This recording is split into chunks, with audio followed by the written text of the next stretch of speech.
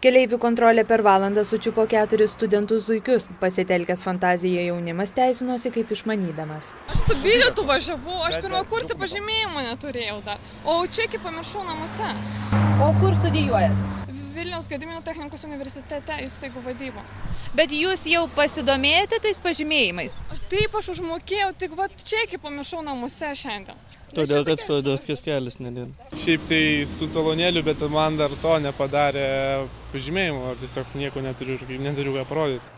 Nė vienas be bilieto važiavęs studentas nebuvo nubaustas piniginė bauda. Visi atsipirko įspėjimais. Kontrolieriai žada, kad nuo rugsėjo 16-osios, kai jau visiems studentams bus išdalyti pažymėjimai, jaunimas jų nesugraudins. Studentas yra studentas, jis turi teisę, bet jis neturi dabar studento pažymėjimų. Mes nebaudžiam studentą, jeigu jis turi aukštosios mokyklos patvirtintą pažymą, kad tas žmogus yra tikrai studentas, bet jis dar negavęs studento pažymėjimų. Tai va tokių mes nebaudžiam, bet jeigu jisai